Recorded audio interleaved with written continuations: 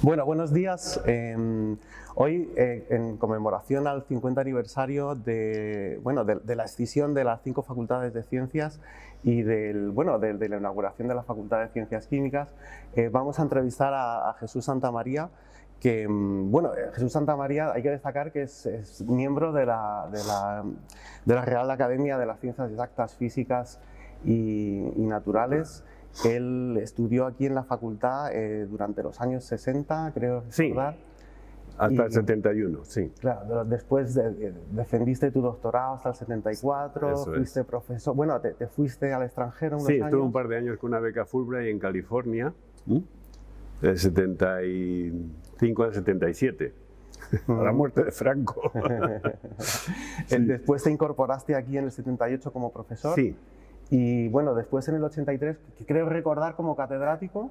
Sí, ¿verdad? Sí, pasé por Sevilla de profesor agregado, del 82 al 84. Y durante el periodo desde el año 98 hasta el 2006 fuiste decano de aquí, de nuestra facultad. Y bueno, es un placer tenerte hoy aquí en esta entrevista. Y bueno, la entrevista pues, se va a basar un poquito en tu vida, tus experiencias que has tenido como estudiante, profesor, decano, etcétera. Y bueno, lo primero que te quería preguntar, ¿cómo fue tu vida de estudiante aquí en esta facultad? Gracias, Rubén. Yo creo que es difícil hacerse una idea clara, ¿no? Porque han pasado ya tantísimos años, pero bueno, el problema es que eso va ligado a la juventud. A la juventud uno lo ve con optimismo, ganas de cambio. Se vivía mucho una sensación de que esto se acababa, digamos, se acababa la situación anterior de la dictadura, etc. Y había realmente en el ambiente pues bastante optimismo, ¿no? Aunque éramos todavía una universidad digamos, minoritaria, ¿no? No habían acudido las grandes masas, aunque muchos estudiábamos con beca y no éramos hijos de familia, digamos, ¿no? Pero sí, era realmente, bueno, yo creo que va unido realmente a la juventud, ¿no? O sea, cuando uno es joven, pues es optimista, digamos, en ese sentido. ¿Y el sistema anterior, el sistema en aquella época, cómo era? Porque era totalmente distinto al sistema de ahora, bueno, antes teníais que hacer la reválida, tesinas, no sé qué, ¿cómo funcionaba? Sí, era un sistema, claro, había menos oportunidades, era menos abierto, ¿no? O sea, en realidad, pues bueno, tenías el bachillerato, la revalida de cuarto, la revalida de sexto, luego había un curso preuniversitario y luego entrabas ya en la universidad, que era 5 años, y no había nada intermedio, no había ningún título intermedio, sino que, bueno, el primer curso era general, de ciencias, digamos, y luego después ya entrabas en químicas, en segundo, ¿no? En segundo y tercero, que era común, y luego los 2 cursos últimos, cuarto y quinto, se abría un poco las especialidades, ¿no? Las especialidades eran pues, lo que dicen los nombres de los departamentos, claro. O sea, orgánica, inorgánica, química, física y analítica, que eran las básicas. Y luego estaba ingeniería química y bioquímica. Y entonces el sistema, no había muchas opciones, digamos, no era tan abierto como ahora. Sí, ahora, bueno, los grados son cada uno independiente. Claro, ¿no? Exactamente, sí, pero... Era un sistema totalmente distinto. Era bastante distinto. ¿Y cómo lo veías tú? ¿Más competitivo antes, más competitivo ahora? Pues no, o sea, la verdad es que entonces, bueno, el ambiente no había tantas oportunidades de perderse. Sí que existía la televisión, pero no existía el móvil. Y entonces yo creo que la gente en general estudiaba bastante. Más centrados, ¿verdad? Sí, se mantenía el núcleo fundamental del curso, digamos, las promociones se mantenían, y había cierta competitividad, digamos, ¿no? Tengo que recordar que mi curso era el curso de Mariano Barbacid. Sí, del curso de Mariano Barbacid, que luego eligió, obviamente, la especialidad de bioquímica. Era el único que tenía claras las ideas en ese sentido. Los demás, pues bueno, no sabíamos los grandes desarrollos que se habían dado en los años 50 y 60 en bioquímica, ¿no? Digamos, en ese claro, sentido. Porque además, bueno, siendo estudiante, tú tenías la información en aquella época que obtenías aquí en la universidad, ¿no? no hay un abanico tan grande de... No, efectivamente. O sea, bibliografía y literatura. No, claro, ahí dependía mucho. No había acceso a libros, o sea, tener un libro, había muy pocos estudiantes que compraban libros. Bueno, y sobre todo es que no había acceso a la información, claro, digamos, claro. Y era los apuntes de clase. Y luego lo que había una exigencia tremenda era en los laboratorios. O sea, los laboratorios eran muy largos, muy intensos, y que exigían una dedicación en tiempo pues muy exigente. O sea, la carrera de químicas era muy exigente en ese sentido. Es que estabas 6 horas metido en un laboratorio de química orgánica en tercero durante 3 meses. Sí, era tremendo. Y la química analítica, la marcha analítica del sulfídrico, que era entonces, o sea, toda la facultad olía, digamos, a sulfídrico, olía a química, a productos químicos, ¿no? Alumnos con batas sucísimas y tal, ¿no? Y en ese sentido, la facultad estaba muy controlada, o sea, aquí no se podía ir había muchas manifestaciones, muchas asambleas, en la facultad en físicas, en políticas, en económicas, pero aquí en químicas, en los laboratorios te tenían, si perdías el laboratorio, perdías un día o 2 de laboratorio, olvídate de ese laboratorio, a ver cómo lo recuperabas, o sea, con lo cual, digamos que estábamos muy controlados los químicos. Bueno, más estricto, ¿no? Muy estricto, claro, sí, claro. muy estricto.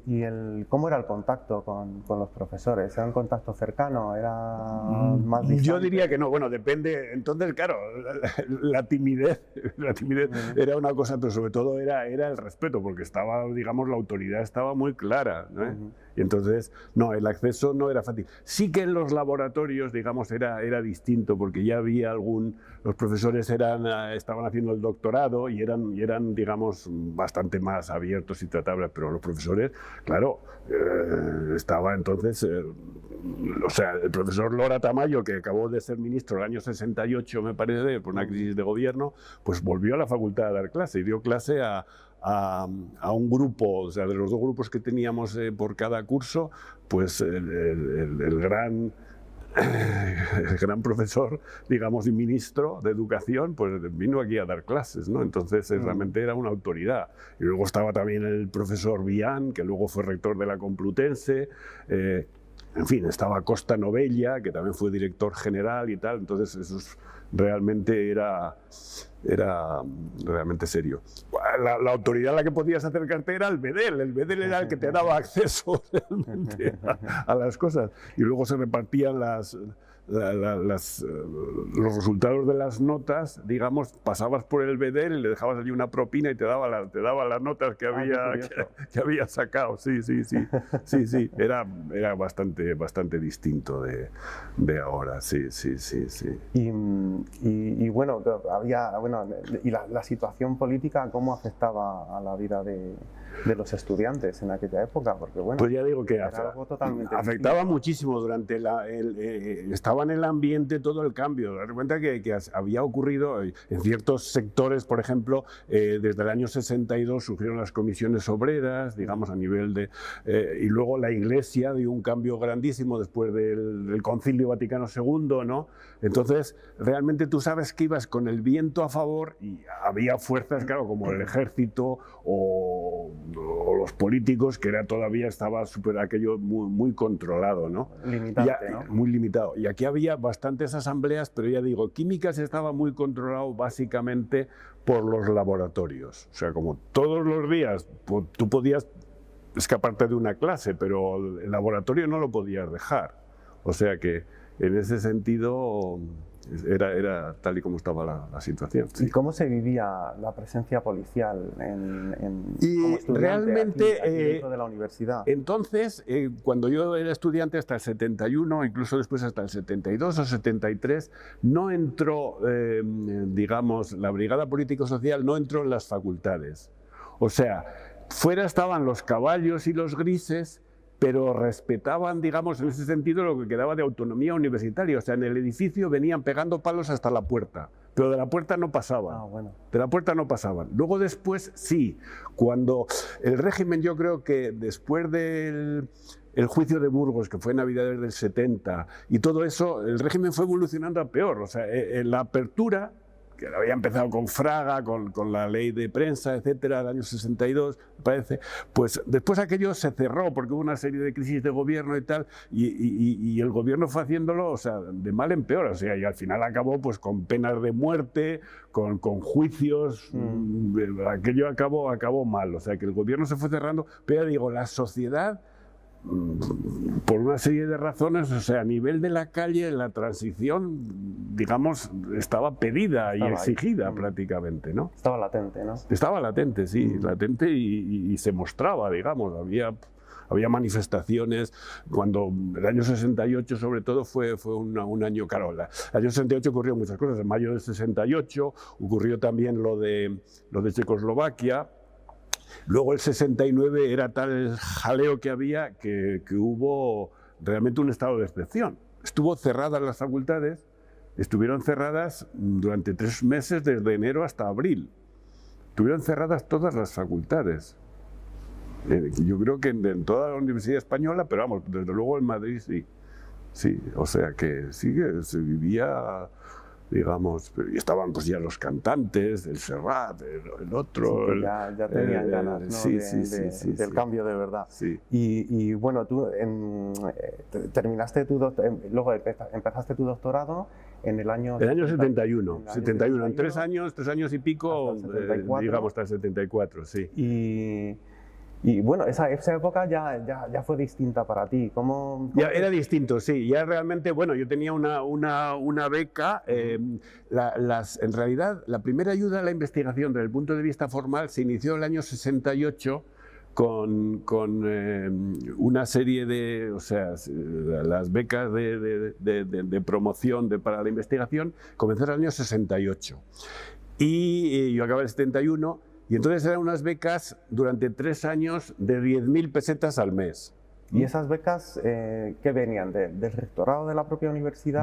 No, eran del gobierno, De tal forma, por ejemplo, yo recuerdo un hecho, que en la Facultad de Químicas dieron 10 becas a químicas, a esta facultad, y en el resto de España el conjunto eran 100. O sea que la Complutense, esta facultad, se llevaba 10 becas de las 100, que es un porcentaje bueno. Sí. Sí. Y estaba en ese sentido, fue la primera vez que había ayudas a la investigación. Luego lo que no había era proyectos del Plan Nacional, claro. Sino que realmente a nuestro departamento, que estaba ligado al Consejo, yo era de Química Física, pues había algunos grandes popes, conseguían unas ayudas y tal, pero no había, digamos, el plan de investigación. Eso se inició hasta el año 82, mucho más tarde, o sea que había crisis también, porque España ha crecido desde el plan de estabilización del 59 hasta el 73, que el 73 fue cuando una de las guerras de la guerra del 73, digamos, y los países árabes la OPEP elevó el precio del petróleo, y entonces, claro, a España le pilló en muy mal momento, y había, digamos, una crisis económica, porque España había estado creciendo casi al 7%, era el milagro español. O sea, que después de Japón decía que era el país que había crecido mucho, ¿no? Pero vamos, la cuestión de la investigación se estabilizó el año 82, a partir del año 82. Sí que es cierto que, por ejemplo, cuando yo acabé ya había becas de estas becas Fulbright, aunque en realidad era dinero español, pero el nombre se lo daban los americanos, digamos, ¿no? Y esas eran unas becas, pues, francamente buenas, prestigiosas y tal, ¿no? Y bastantes, al acabar el doctorado, se sabía que tenías que irte al extranjero, digamos, ¿no? Pero daba la impresión entonces de que salías por una vez en tu vida y ya luego no volvías a salir más que salidas en todo caso esporádicas. No es como ahora que, digamos, la cuestión está que uno sale una vez y luego otra vez vuelve a salir, etcétera, ¿no? Entonces, luego tú terminaste tu doctorado, que bueno, hay que destacar que empezaste a introducir los métodos computacionales en la ciencia española. Sí, efectivamente. O sea, ¿Y cómo en aquella época cómo se puede introducir eso así con los medios tan básicos que efectivamente. O sea, antes se decía, bueno, pues teoría o experimentación. Pero luego, claro, contra eso, como tú sabes muy bien, está el método, es la simulación, es obtener resultados exactos para un modelo a nivel microscópico, ¿no? Entonces, bueno, durante la carrera ya existían aquí el IBM 3090, me parece, que se puso ahí, es el edificio digamos, de computación, que está ahí detrás de físicas, y ya pues aprendíamos a programar en Fortran, y llevábamos allí el paquete de fichas, y realmente en eso consistía. Tú dejabas allí el paquete de fichas y esperabas un par de días a ver si salía tal. Si habías tenido un pequeño error, pues estabas jorobado, o sea que perdías enseguida una semana. No existía, digamos, la terminal donde tú pudieras hacer, ¿sabes? O sea que era un sistema, pero bueno, y en realidad cuando yo acabé, pues estuve en Estados Unidos con un profesor que había estado en Los Álamos y había trabajado en los métodos de Monte Carlo para simular las condiciones iniciales de un proceso químico, una reacción química, ¿no? Es simular a nivel microscópico, digamos, lo que luego ocurre así, digamos, en la naturaleza, ¿no? ¿Y cómo recuerdas tú, viniendo de la España en la dictadura, tu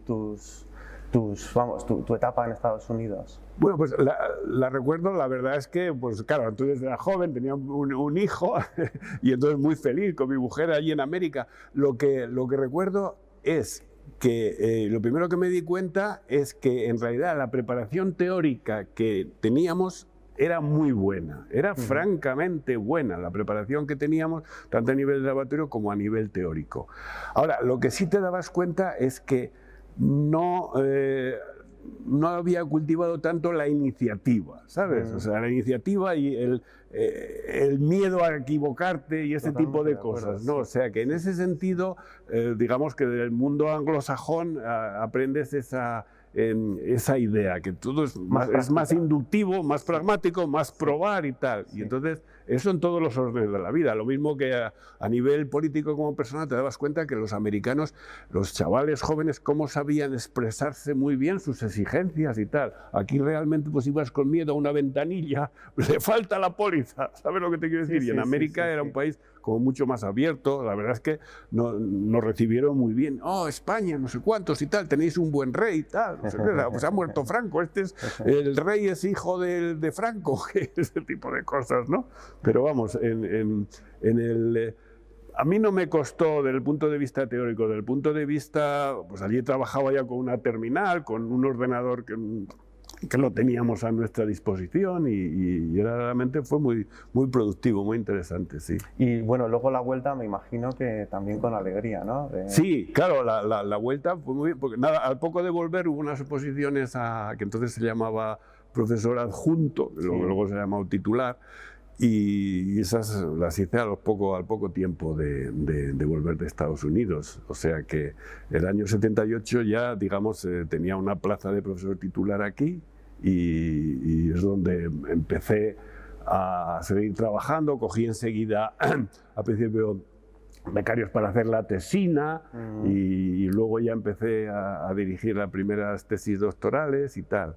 Y muy, muy interesante. La verdad es que tuve apoyo del profesor Díaz Peña, que dirigía el departamento, y era un departamento bastante grande, el de química física, y bueno, el ambiente era bueno, ya te digo, con todas, que el cambio venía y que iba a ir todo a mejor. Bueno, quería comentar también algunos aspectos de tu época de decano, que bueno, casualmente me pilló a mí de estudiante también en varios años.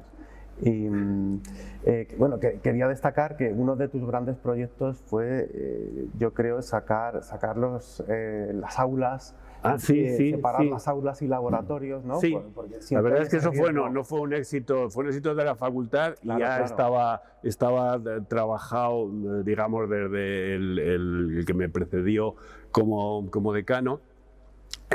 Ya Baldomero López Pérez, que ya empezó realmente a mover esto, pero ese era el proyecto donde toda la facultad estábamos de acuerdo, porque, bueno, realmente esta facultad, desde que yo era estudiante, creció antes era una U con la aula magna en medio, después se hizo el edificio debajo del cual antes existía, digamos, una cancha de baloncesto. Y luego después, efectivamente, en mis tiempos, se hizo la ampliación del aulario y de la biblioteca. O sea, y que fue realmente bueno, la facultad desde entonces ha crecido al doble, ¿no? Estuvo muy bien porque, bueno, había explosiones a veces en un laboratorio y afectaba a un aula que había allí cerca y cosas de esas. Entonces, había como una necesidad de sacar a los estudiantes, digamos, del centro de investigación, donde estaban aquí despachos, laboratorios, alumnos. Digamos que eso fue una... Era necesario. Y la biblioteca concretamente también, que es una biblioteca magnífica, o sea que en ese sentido ha sido una... Pero vamos, anteriormente estaba en el edificio B. ¿Y anteriormente dónde estaba? Anteriormente estaba aquí detrás, estaba aquí debajo, realmente era una cosa, digamos, una especie de antro. Sí. No, es que no había mucho espacio en la facultad, no había mucho espacio para la cantidad de laboratorios que había y en fin, era realmente... ¿Y de tu época como decano, quieres destacar algunos hechos o algunos...? Bueno, yo creo que yo empecé el año 98, yo creo que en el 2000 se empezó la obra de ampliación. Y eso nos implicó bastante tiempo, tardó un par de años por lo menos y tal. Por supuesto el presupuesto se fue al doble, básicamente, ¿eh? El presupuesto se fue al doble de lo que había hecho. Y luego en el resto de cosas, pues claro, se empezaron ya a hablar de los másteres, luego había proyectos con Europa, tuvimos un par de proyectos, digamos, con una serie de universidades en el extranjero y ya se había empezado pues todo lo de Erasmus, eso había comenzado antes, pero vamos, entonces la explosión de los Erasmus y de alumnos que venían y todo eso, la apertura de la facultad, el ambiente era francamente bueno. Yo creo que cuando se tiene un proyecto hacia adelante, pues el problema es que si miras hacia atrás, pues digamos, no se saca mucho. O sea, lo que hay que hacer es poner un proyecto donde toda la gente está de acuerdo. Entonces yo creo que la facultad estaba muy contenta con lo que habíamos logrado y bueno, pues, en fin, ley de vida, para adelante. Sí. Bueno, y después de tu etapa de decano, bueno, tú has seguido con tus clases, con tu investigación. Yo efectivamente, o sea, luego yo me jubilé ya el año 15, el 2015, o sea que del 2006 a 2015 me reincorporé a mis tareas normales, y la facultad quedó en manos... fue de Reyes Jiménez Aparicio, fue el que me sucedió. Y yo creo que todo fue normal, o sea que no hubo grandes... La verdad es que nos hemos llevado bien, y la facultad ha ido realmente avanzando en ese sentido, ¿no? O sea, siempre condicionado por los asuntos económicos, ¿no? Siempre condicionado por los asuntos económicos, básicamente. Porque, es una de las principales limitaciones, ¿no? Claro, las limitaciones, porque cuando vino la crisis del 2007-2008, pues realmente eso, digamos, ha sido terrible. Yo creo que lo peor que le ha ocurrido es que en los años 80 del siglo pasado, en el año 82, se empezó a haber un apoyo a la investigación, se hizo un sistema de control de primus inter pares, digamos, de la calidad de la investigación, y todo eso fue lo que nos colocó a España en una muy buena posición. Pero luego, cuando llegó la crisis del 2008, lo que se hizo fue cortar plazas, cortar becas, cortar ayudas a la investigación, y eso era, digamos, el chocolate del oro. O sea que eso fue lo peor, digamos, porque fue una decisión estúpida, porque realmente es que es poquísimo, era poquísimo dinero en realidad lo que había que hacer, que menos que mantener lo que hay en cuanto a becas, en cuanto a a profesorado. Si es que realmente ahora dices que está mucha gente esperando a promocionarse y todo eso, pero en realidad es que han sido unos años, claro, cuando tú tomas una decisión que se destruye lo que se había construido, o sea, volver otra vez a coger impulso, pues eso cuesta mucho, sí, ¿sabes? Además, yo lo recuerdo como una época en la que muchísima gente nos tuvimos que ir. Claro, claro. Durante muchos años, ¿no? Exactamente, exactamente. Eso fue lo peor. Y como decía alguien, pero si eso cuesta lo mismo que comprar una fragata. O sea, todo lo que se daba en investigación era lo que costaba una fragata, 80.000 o 100.000 millones, o sea, es decir, que de pesetas. O sea, que es que luego es que era eso ha sido terrible. Espero que de ahí se sacan, porque a ver, ¿cómo podemos competir? Los sueldos son bajos, pero no son tan bajos como los de Marruecos o los de China. Entonces, claro, tú o Sudamérica, entonces tiene que ser a base de calidad. La calidad es realmente formación, formación y formación. En ese sentido, es que es lo que hay. Y ahora, pues, en fin, lo que se va en todo el mundo también, esta es otra idea, es la burocracia, ¿no? La burocracia resta mucho tiempo para la investigación. Si es que todo está escrito, o sea, que se necesita es tranquilidad, ayuda, que no te obliguen mucha burocracia.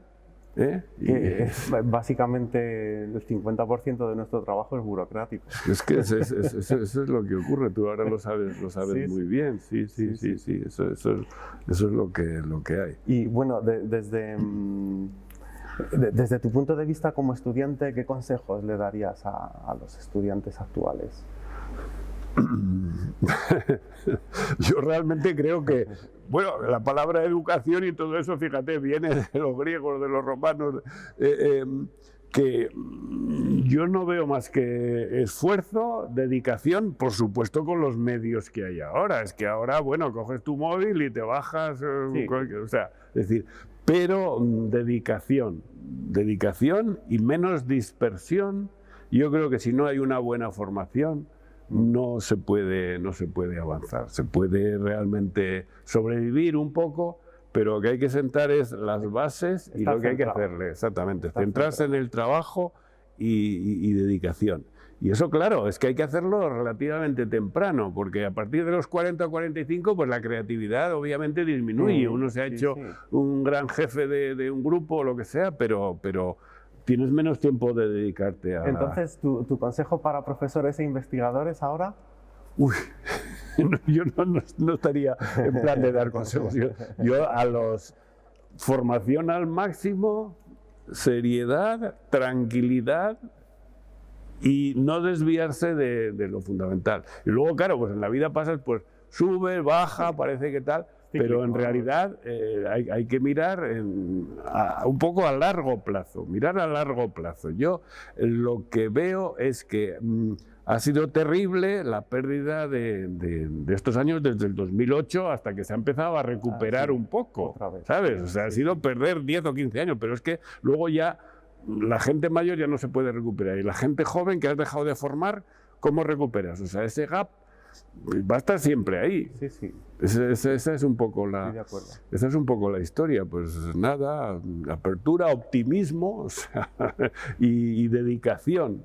El problema es cómo disfrutar. Yo cuando ya tengo hasta nietas, pues el problema es cómo disfrutar resolviendo un problema difícil, tú ante ti mismo. O sea, esa es la historia. No que me den los medios para resolver ese problema. Y luego evitar la frustración. Yo creo que eso es malo. O sea, es decir, tienes que tener tus recursos y resiliencia, ¿no? Esas palabras que ahora estamos recuperando nuestro idioma. Resiliencia, o sea, aguantar la tormenta y tirar para adelante. Y que los gobiernos que no te impidan las cosas, hay que pedir que no te estorben. Trabajar. Exactamente. Sí. Nuestro trabajo como... Exactamente. Y que haya buen ambiente, porque eso no se puede permitir. O sea, no se puede permitir a alguien que cree mal ambiente, etcétera, ¿no? O sea, hay que ir a las cosas y dejarse de rollos y dedicación y tranquilidad. Y así es como se va construyendo poco a poco. Es decir, que esa es un poco la historia. Vale. Bueno, muchísimas gracias, Jesús. por Muy esta bien. entrevista y, Vale, y bueno, vale. yo De creo acuerdo. que nos podemos quedar aquí, ¿verdad?